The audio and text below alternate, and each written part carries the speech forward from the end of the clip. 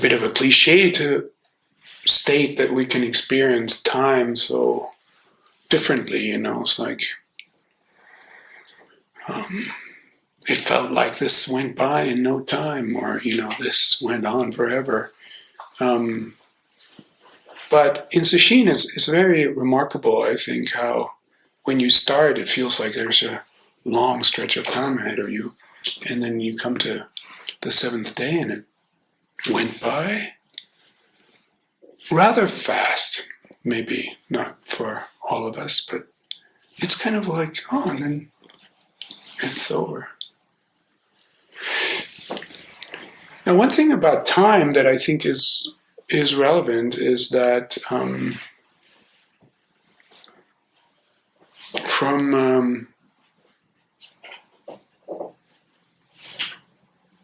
a certain point of view, there is no time. And I don't mean that as a kind of weird statement about modern physics, I mean that this, when you widen your attention out to what we've been naming as the field of mind, this awareness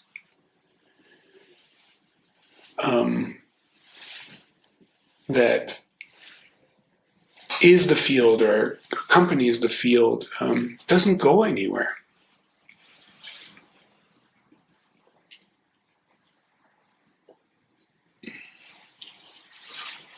It's always there, has always been there.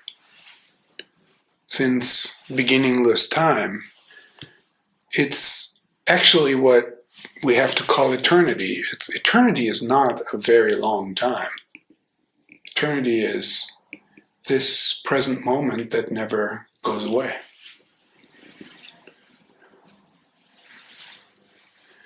It's like, but you have to see that experientially, you need to understand that this present moment is a space. The now is a here. Well, we're right here. Because you're always right here. Right? Wherever you go, you're here. And this here, now, doesn't go anywhere. In fact, it's all the experiences that flow through it. All your experiences of this and that and the other thing, all this change, all this stuff that we say is impermanence, that just flows through a here now that doesn't go anywhere.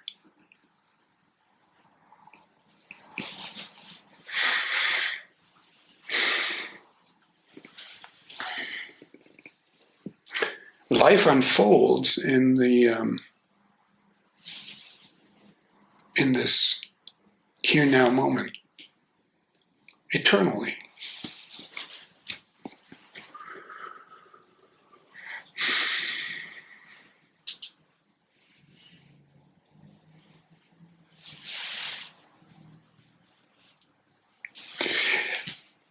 When you go on retreat, you're doing something special, it seems.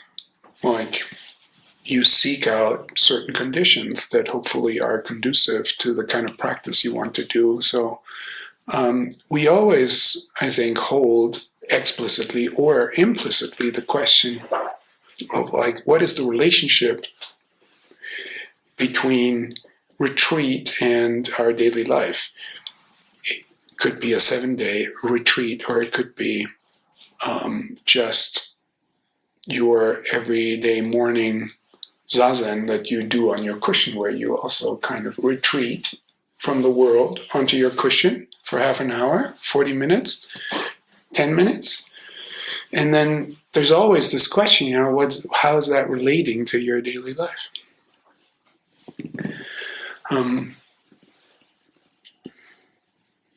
It would be foolish to say that it's the same. Right? Daily life and retreat is the same. I mean, we're making a big effort. you need to prepare to leave certain responsibilities and activities behind to come here for a week. And then, we are planning and organizing to have everyone be taken care of. We'll make a menu plan. We know exactly what to cook. We go shopping. It's getting prepared. Everyone is fed with food that is not too delicious so that there isn't grasping. And it's not too awful so that there isn't resisting. So you can just eat it. It's simple but tasty food. That's intentional. If it's too delicious, people overeat. Like I'm noticing, I don't need to eat much because I'm not really, I'm not particularly physically active. It's difficult to lose weight during Sesshin because just to maintain the energy that you need is so little already. So anyway, we're not in a weight loss retreat, so I don't have to talk about that. But anyway, we're taken care of. You have your seat. It stays the same. Schedule is reliable. You don't have to make decisions. You don't have to say, do I want to sit? Do I want to sit right now? No. It's time to sit. If you don't come, somebody comes and gets you. It's very kind. It's like, just follow the program. It's easy. Like if you have to decide, do I feel like it? It's likely you won't do it. This is one thing that a new practitioner will do, struggle with the schedule. Oh, God, no, I don't want to do it. For an experienced practitioner, it's like, oh, it's so good to have a schedule because now I can just hand myself over. I don't have to have the agony of deciding what to do.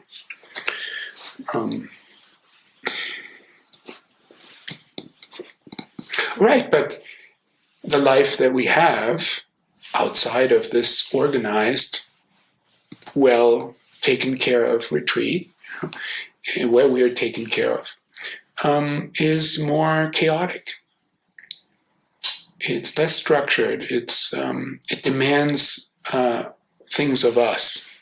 Our loved ones and our friends want things from us in our relationship. Here, it's like, yeah, there's some functional talking, or basically nobody's really interested in your story. You don't have to defend yourself. You don't have to explain yourself. I think that's all very easy. You may miss talking, but, go back and talk and argue with your partner, and then you're like, oh, I wish I was in Sesshin.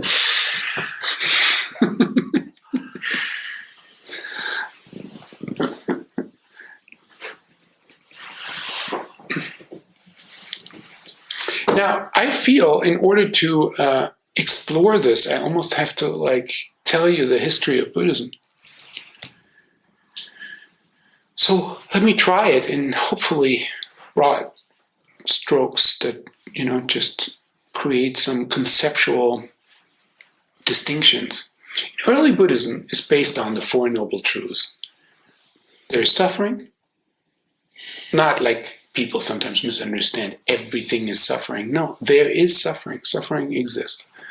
Is an experience, let's say it this way. Suffering is an experience. There's a cause for that suffering. It's grasping and resisting. Because there's a cause, there can be an end, because you can remove the cause. You can let go of grasping and resisting. And when you let go of grasping and resisting, suffering ends, and this can be cultivated as a path. Those are the Four Noble Truths. Very straightforward.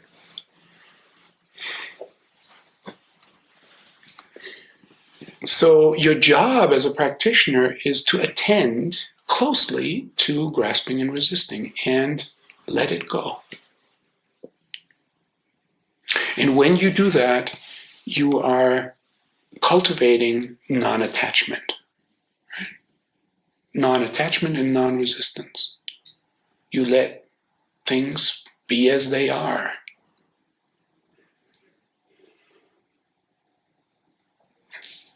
And when you accomplish this fully, you are called an arhat, a worthy one.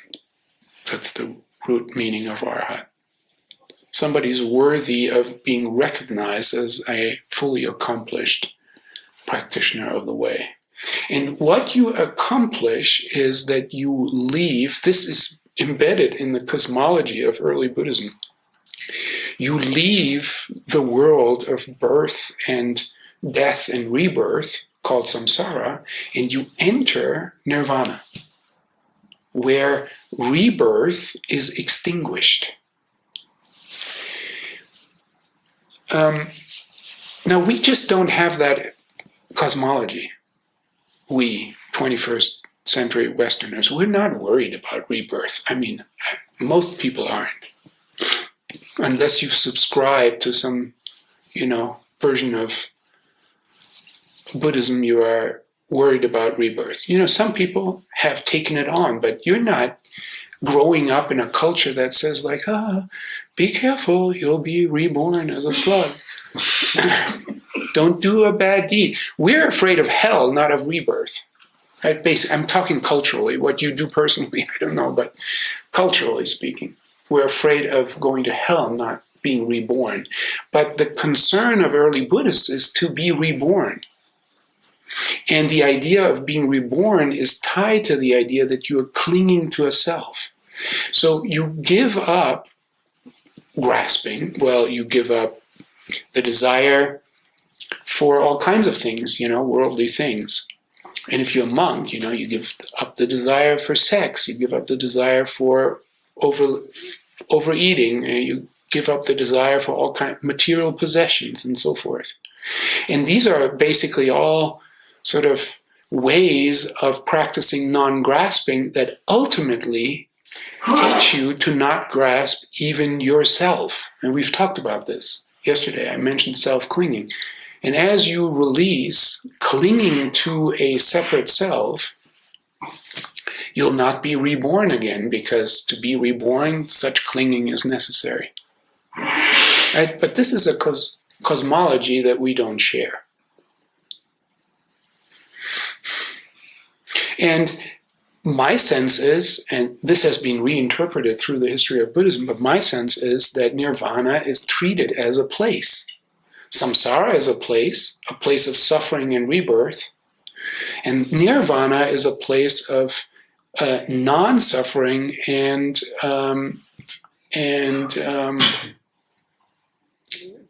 not being reborn anymore.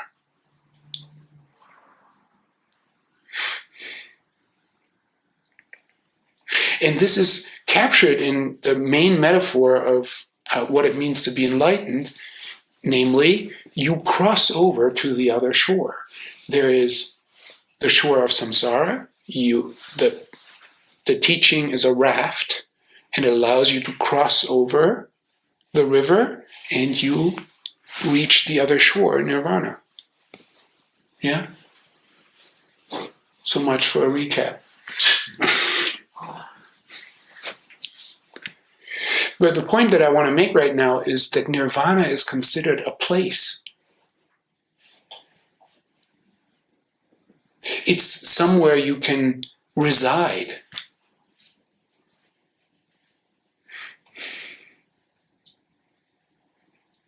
And in that sense, it is a practice of transcendence. You are transcending the world of suffering into a world of peace. You're leaving the world of suffering behind, and you end up living in a different world, in a nirvanic world of peace, and not being reborn into, this world in which you have to basically relive all this stuff again.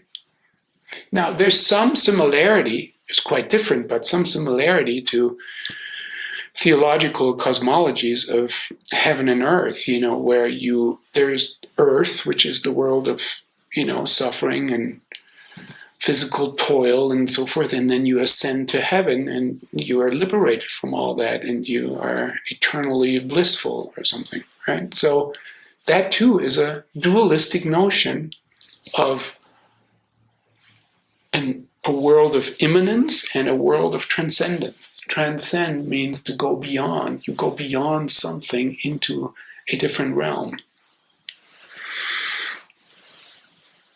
Maybe you could say the difference between, I just happen to know Christianity better than other theologies, but the difference between Buddhism and Christianity in that regard, that dualistic understanding, is that you enter nirvana through self-power, not through being saved. You do the practice of the Eightfold Path, and that allows you to transcend the world, not because somebody looks favorably on you, upon you, say like, well, you did well, so you can come to heaven. Of course, this can all be interpreted in a much more sophisticated way, but these are the stories that were told originally, right? So, and in Buddhism, the story that's being told is that you cross over from one shore to the other, if you apply the teaching, the raft, correctly. Now, this was critiqued by a movement called the Mahayana, the Great Vehicle. Mahayana, Great Vehicle, which arose like in the first century before the Common Era, and then the first 2 centuries of the Common Era, and then it started to flower in like the 4th and 5th century of the Common Era. But the earliest Mahayana texts are from this period of 3 centuries around the beginning of the Common Era.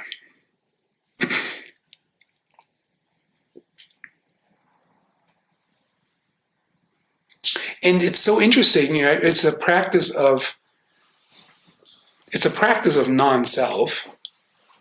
But the Mahayanists, that's how I read it, basically criticized this ideal of an arhat that crosses over to nirvana as pretty self-centered. You're just thinking of yourself. You want to be free of suffering. What about all these other beings? You're just going to leave them behind and you cross over to the other shore? This is the critique.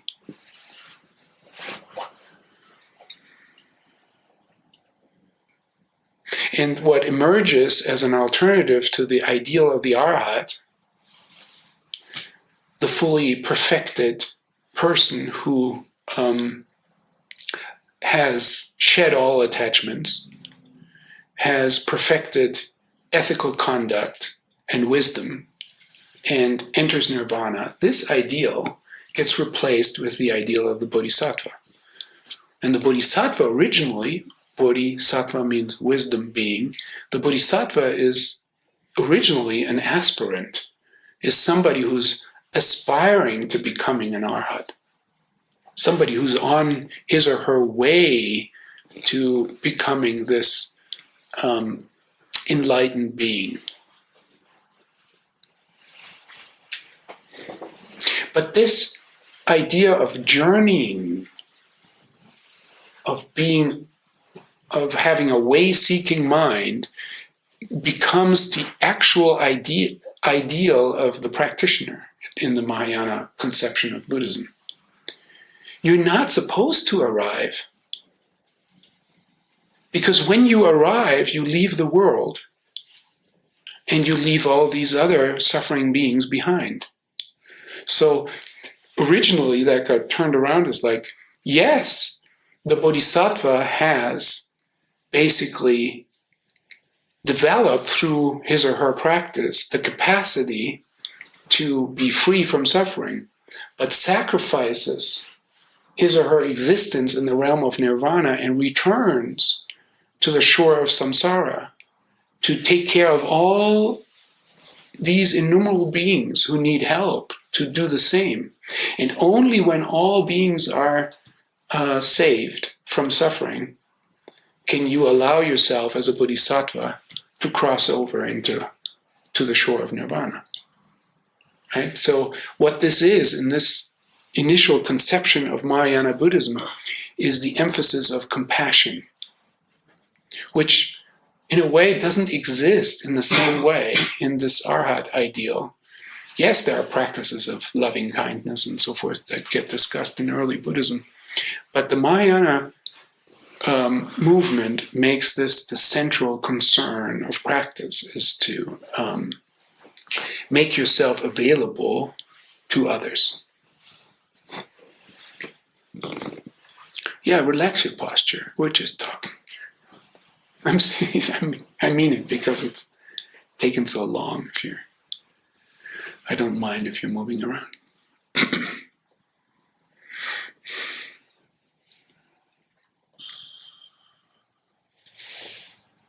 But something else happens, and this is attributed to Nagarjuna, who's if I remember correctly, lives in the 2nd century of the Common Era and is sometimes called the second Buddha. Because Nagarjuna is making a very bold move in reconceptualizing samsara and nirvana. He says, to quote from his treatise of the Middle Way, he says, the boundaries of samsara and those of nirvana are exactly the same. So gone is the idea of two shores, like you are going from one shore to the other shore. And we're now dealing with a world that can appear as samsara or it can appear as nirvana.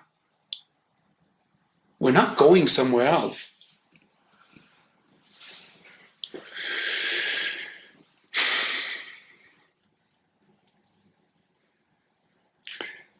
The way I can make sense of this experientially is that whether you live in samsara or in nirvana depends on how you relate to your experience. It doesn't depend on the quality of your experience.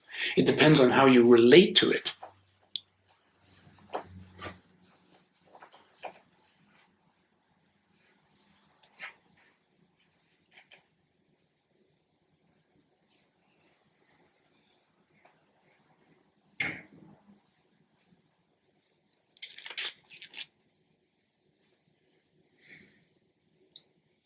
So this is worth examining.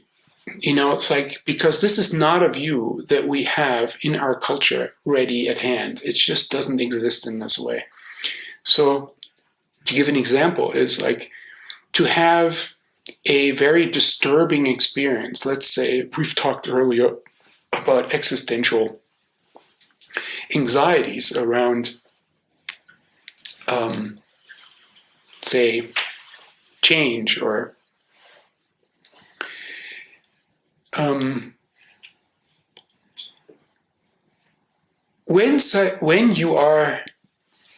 when a strong feeling comes, like an anxiety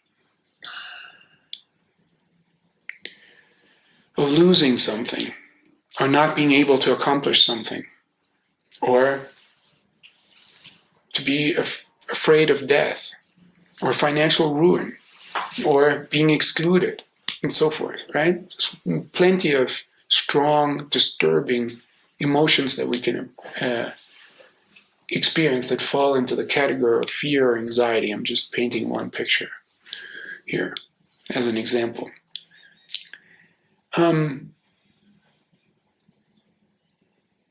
Our usual idea of happiness is the absence of that experience.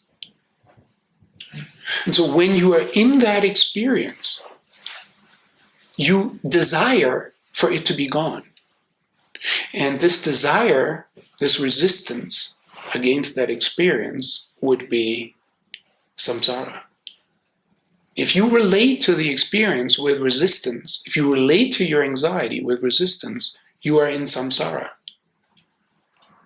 If you relate to the experience with, let's call it, welcoming You welcome your anxiety.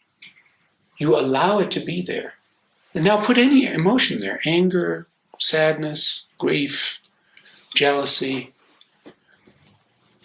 other states of mind, tiredness, boredom, all these things that we experience as negative. And that early Buddhism groups under the category of klesha. Klesha is this hindrance, like states of mind that are hindrances to enlightenment. You need to clear those away. The kleshas need to be cleared away. The main categories of klesha are greed, hate, and ignorance. Grasping, resisting, and looking away. Not paying attention. Not paying attention is like a very basic survival mechanism. It's like, if we were exposed to everything all the time, we'd be overwhelmed. So as a child growing up, you need to ignore all kinds of stuff.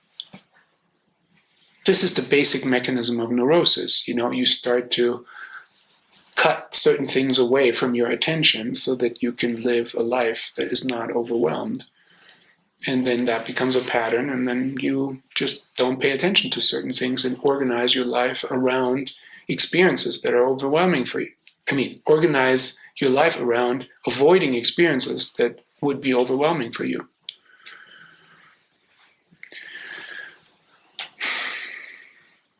So these kleshas in this early conception need to be cleared away for you to be able to become this arhat. But in this conception now, it's not really. They don't necessarily need to be cleared away. They can be experienced fully without grasping or resisting.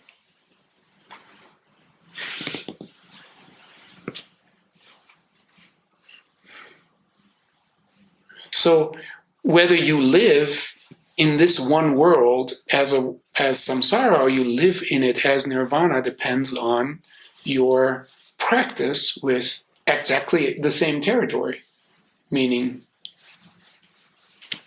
grasping, resisting, and ignorance.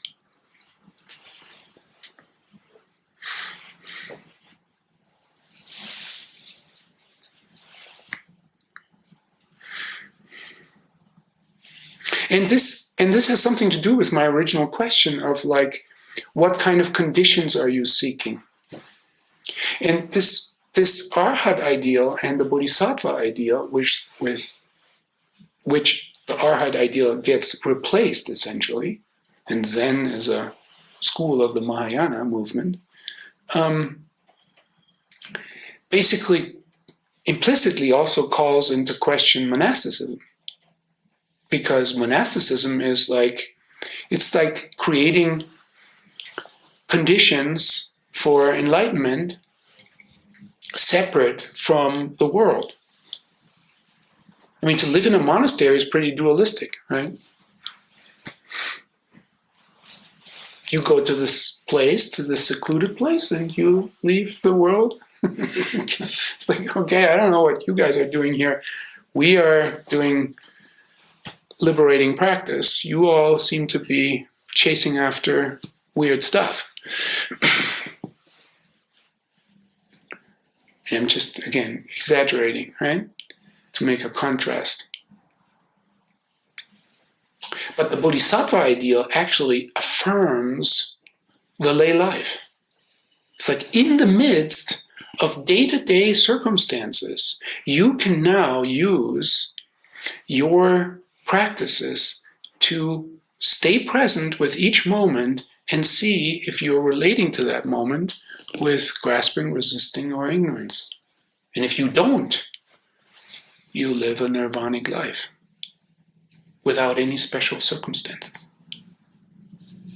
So it's an affirmation. It's not only, the bodhisattva returns and helps all beings. The doctrine itself becomes much more inclusive of all people because it's not the it's the idea that you have to be a monk in order to have a realized life is, discarded, basically. You don't have to be a monk. Now, practically speaking, it's still a question. Can you just, awaken in the midst of your day-to-day circumstances? Practically speaking, it's harder.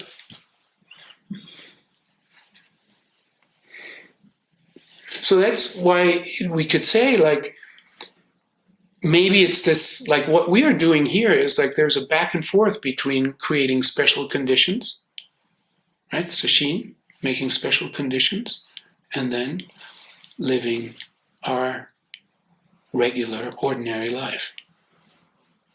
But not in a hierarchy. Not that one is better and the other is worse. So one way we can internally alleviate the dualism between, monastic and lay is to see them as complementary. Different, but complementary.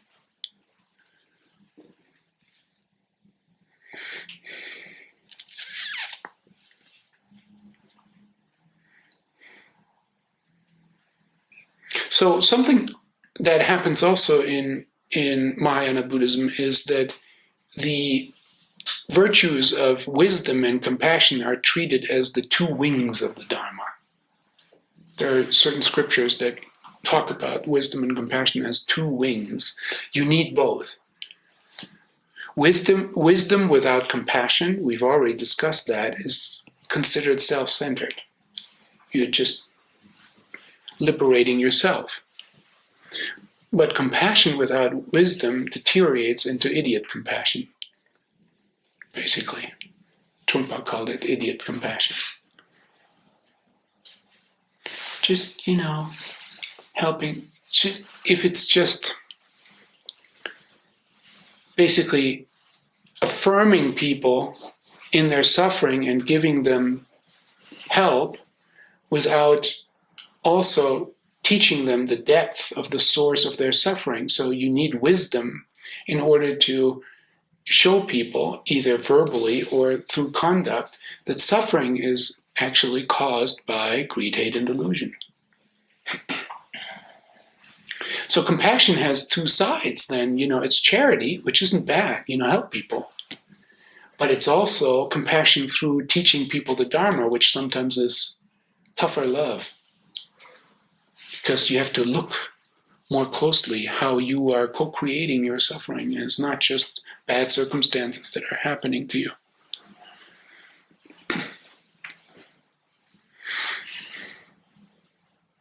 And you can see now, you could say this Arhat ideal is emphasizing wisdom, but it's not just like that the Arhat ideal gets discarded, it gets included into something wider. The wisdom of this Arhat ideal gets retained in the Bodhisattva ideal, it just gets expanded into this complementariness of wisdom and compassion as two sides of the practice.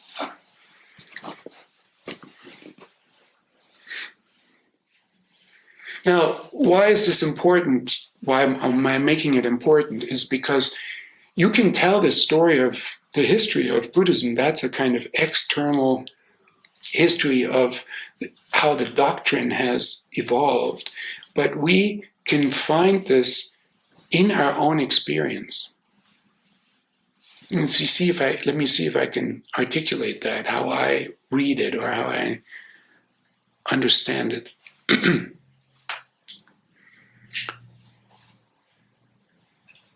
It is remarkable what we can achieve in zazen practice in terms of imperturbability.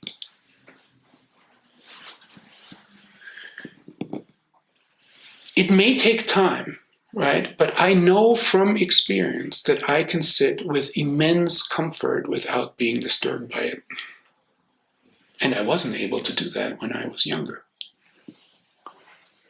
You see me sitting pretty calmly most of the time, right? But that doesn't mean I don't experience pain.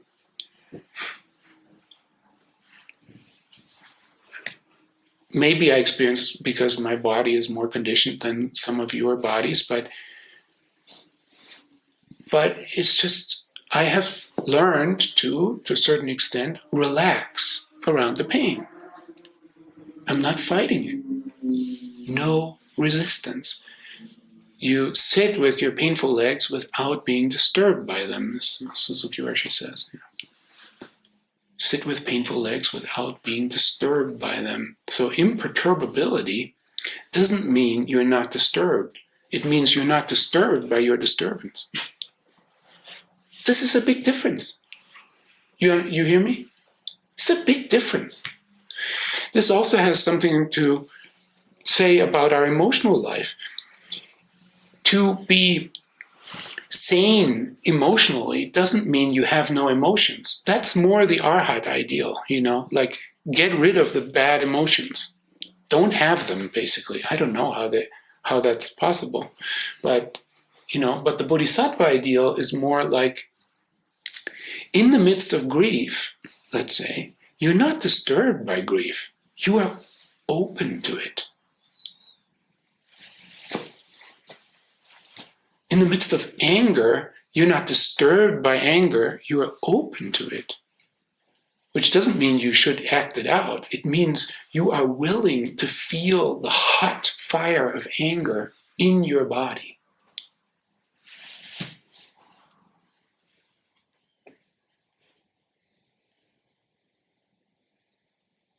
Just the way you feel the hot fire of pain in your body and you're not jumping up and running out of the room.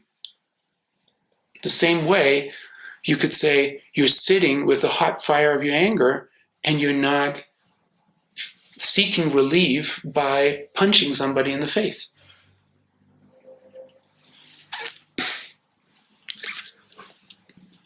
We desire for our emotions not to be there, but the nirvana of this Mahayana conception is that you are feeling it openly without resistance or desire for something else.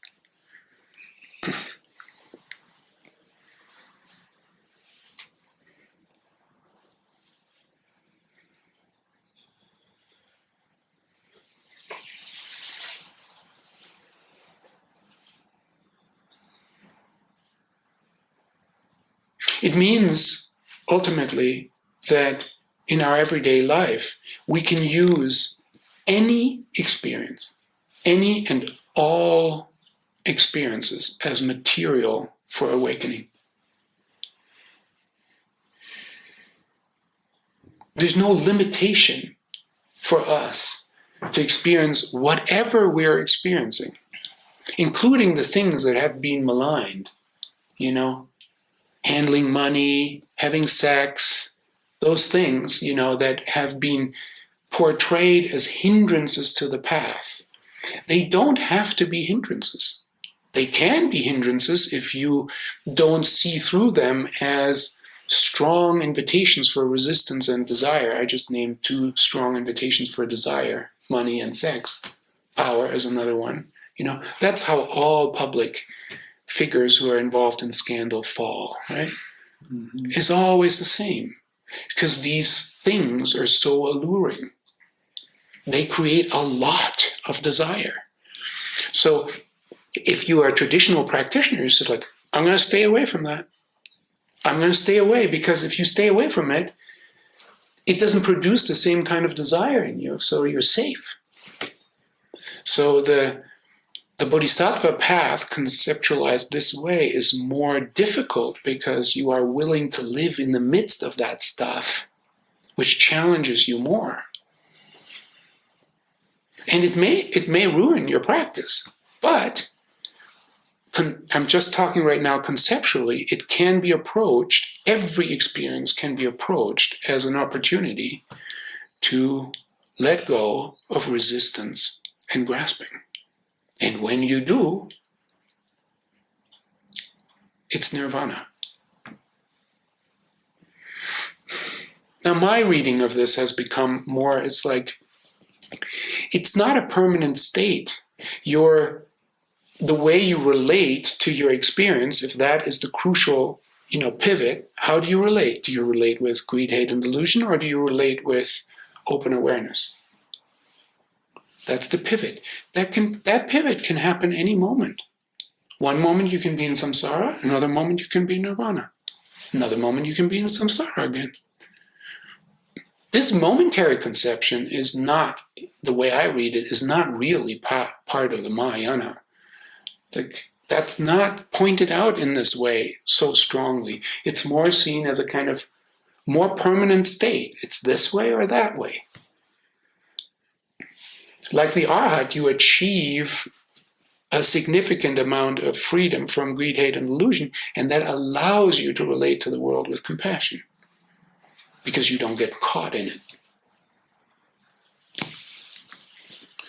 And I think Dogen's Zen is moving strongly in this direction of a more momentary conception of this pivot.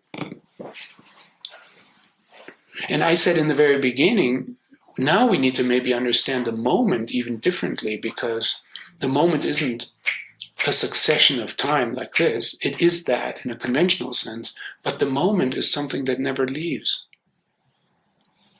We're eternally living here and now. So, at all times, which is always now, we have the ability to practice non-grasping and non-resisting. In fact, grasping and resisting is what takes us out of the moment. You see?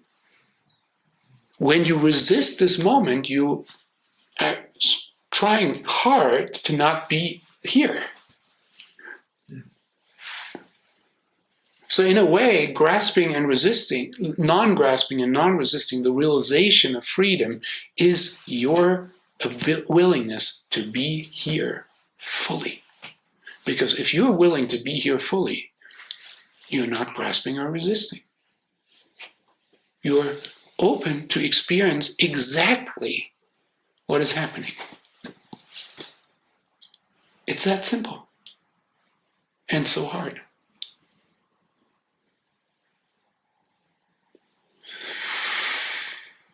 Suzuki Roshi said,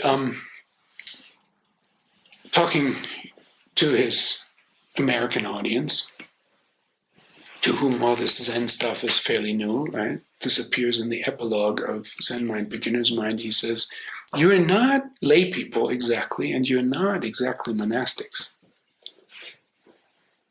And he says, to explain that you're not monastics is pretty easy, because he was just looking at them, and there were a bunch of hippies, and they weren't wearing robes, and they didn't shave their heads, so they didn't appear as priests. That was easy to see. But it's not so easy to understand that you're not exactly lay people.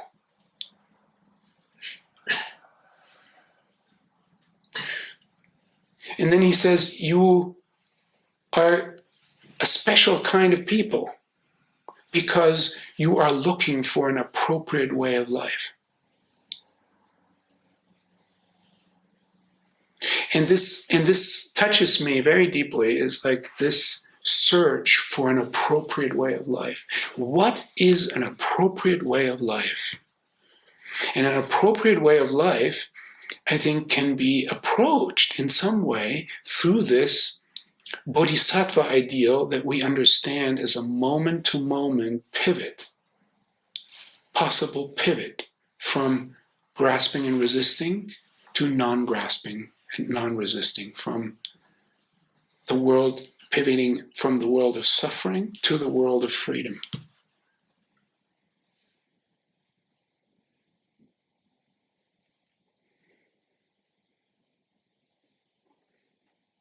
We need to leave certain things actually behind in this conception of the Bodhisattva, like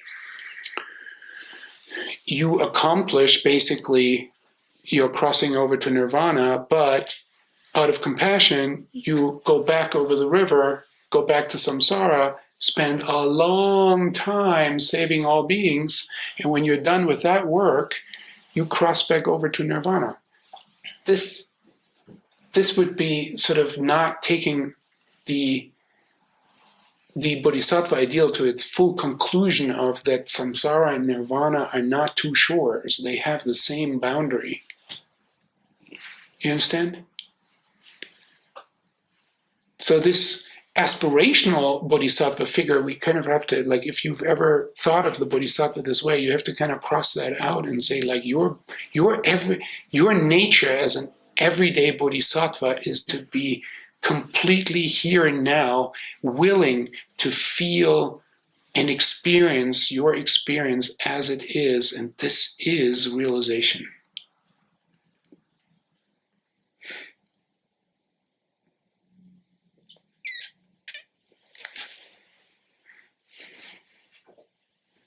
The compassionate act here is that you are demonstrating to all beings that it is possible. But not only that, in this willingness to experience your own experience fully, right, you are willing to experience every other being fully as they are. This is the ultimate compassion. I've spoken a lot, maybe too much, about this sort of the non-duality of exteriority and interiority.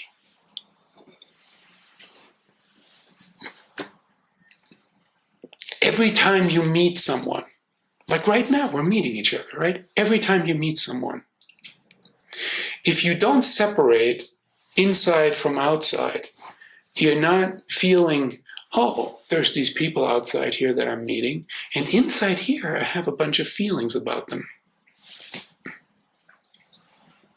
The feelings I have about these people that are out there are very private. I may share them or not share them, and some of them I will hide because they're pretty ugly.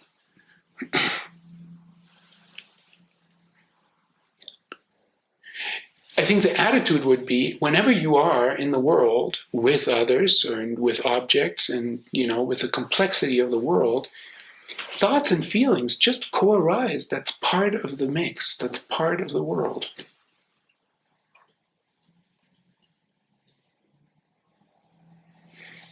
And to the degree that you are not resisting your own feelings, you are not resisting that are co-arising with meeting another person. To the degree that you're not resisting the feelings that are co-arising with the person you are meeting, you are accepting your own feelings and you're accepting the person. It's the same thing. If you accept the resonant feelings that arise and don't try to change them or alter them or say, like, I don't want to, have that feeling, then you don't have to resist anything you're meeting. The thing you're resisting is not really the exterior world. The thing you're resisting is the feelings that co-arise with the exterior world, because you don't like it. You get a funky feeling, so it's like, I would like to get out of here.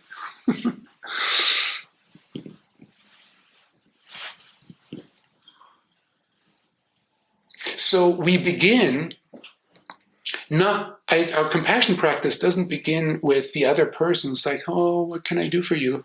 The compassion practice begins that we are practicing a radical openness with our own interiority, because it's not really a choice that interior and exterior are not non-dual. That it's the case.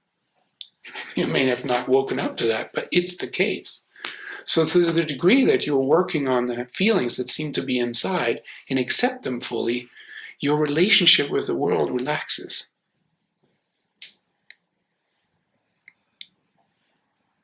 And that's compassion. You can be really there for people. I said last night, thusness, this coinciding of, or the non-difference between interior and exterior. Now you can really work for the benefit of all people because you can be there with them. Not select where you want, well, I'd like to help here, but not here. yeah, that's also can be charity, but that's not the compassion of the Bodhisattva for all beings.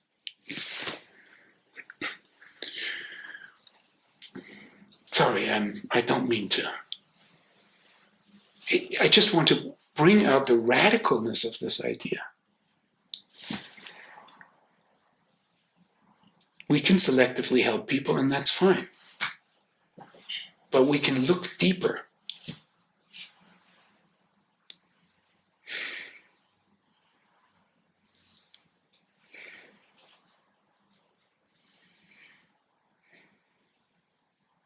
So I would say to make it simple, approachable in your everyday life. Yes, you meditate, as much as you choose to. And in that meditation, you are practicing what Dogen calls stepping back. Stepping back. Stepping back is a practice of non-attachment. You find yourself as an awareness for which things appear.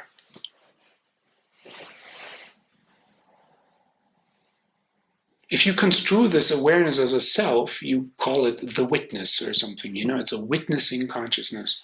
It's a mind that witnesses everything and is able and willing to witness it. See it.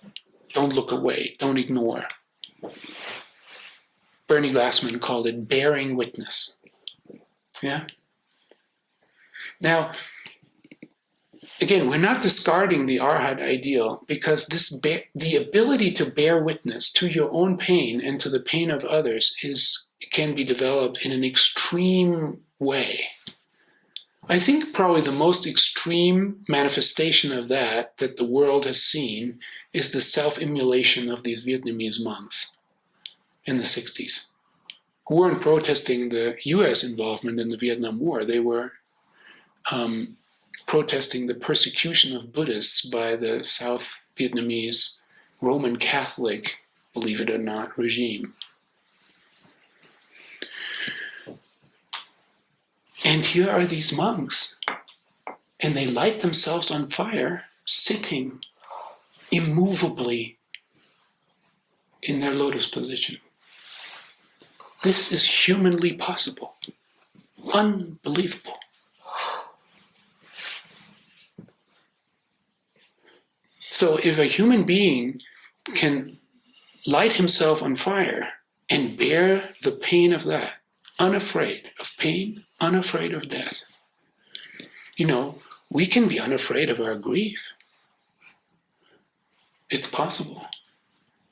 It takes practice, but it's possible. We know that.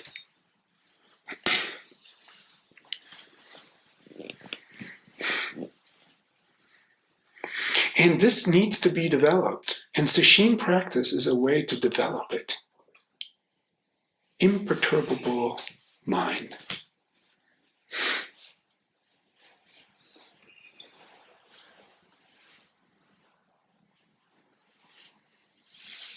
But we need to be careful to not construe this imperturbability as a removal from the world.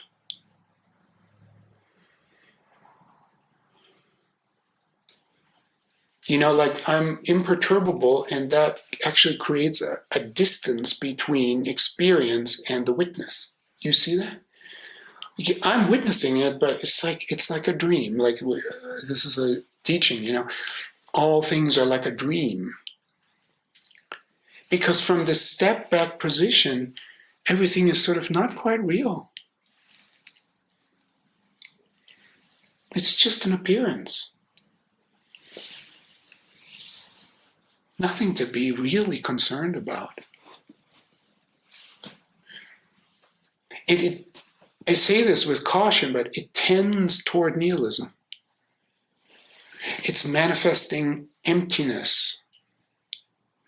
It's the first part of the Heart Sutra. Form is emptiness. It's all empty. That's also how you can kill yourself. It's just empty.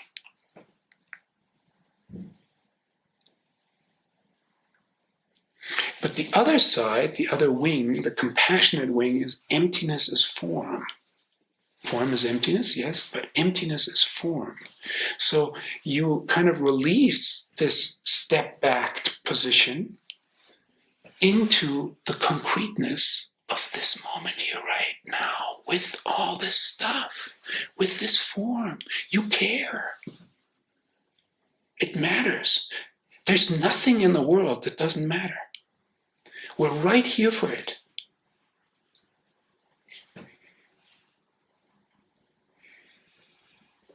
So you need the stepping back, that's the wisdom movement.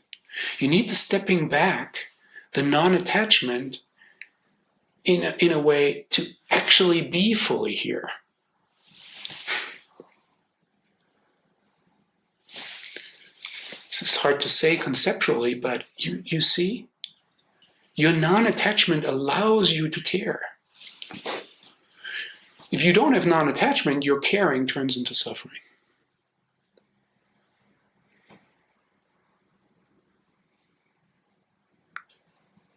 One line again from Zen Mind, Beginner's Mind that I love a lot. Suzuki Roshi saying, if it's Buddha's attachment, it's non-attachment. If it's non-attachment, it can be, then you can care in a Buddha-like way.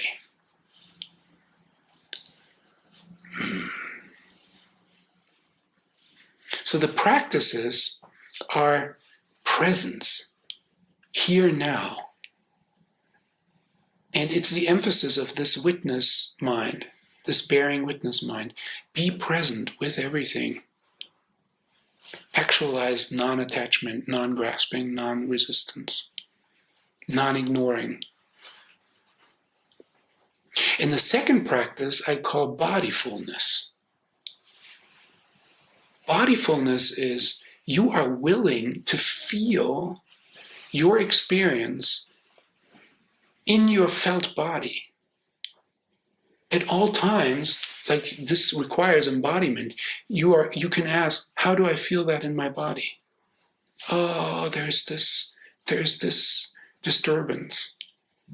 You may not even have a name for it. We talk as if these emotions are clear, it's clear what they are. Then they have this bodily component and they disturb us.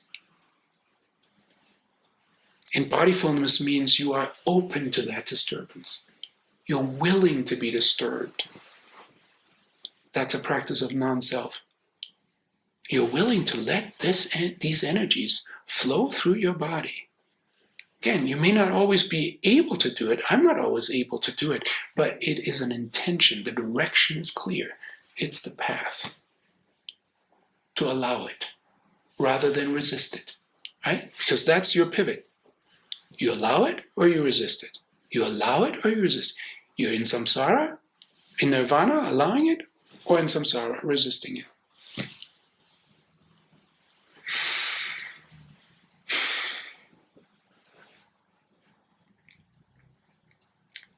And the third practice is kindness. I define kindness as making space, or having space, or being space, and adding warmth, adding a little bit of warmth. So when you find these disturbances in your body-mind, you make space and you add warmth. It's okay. Welcome it. It's okay to feel this way. Not only is it okay to feel this way, it is the material of your awakening.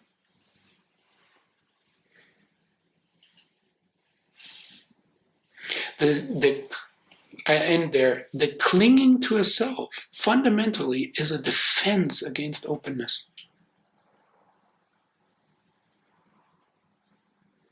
If you understand the self as basically the accumulated patterns of grasping and resisting and ignoring, it feels so stable because we keep doing it over and over and over again, so it seems very stable, but it's just repetition. The self is just repetition. It's just the deepest habit we have. I just taught on habits, right? Habits are just repetition. You do it over and over and over again, and so it seems real. And the practice of non-self, understood this way, would be just, in a moment of non-grasping, the self is gone. It's nirvana. Even a small, even in a speck of dust. The dusty world is, the world of samsara. That's a code for, the world of samsara. The dusty world. And Dogen speaks about a speck of dust. A speck of dust, in my reading, is a moment of samsara. It's a moment of resistance. It's a moment of grasping. And in a speck of dust, you can turn the entire world.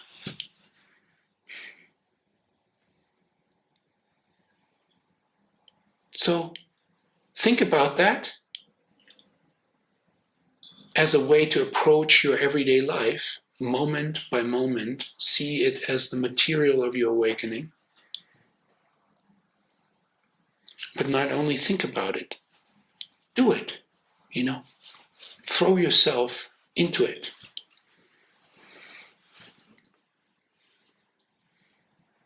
Thank you very much.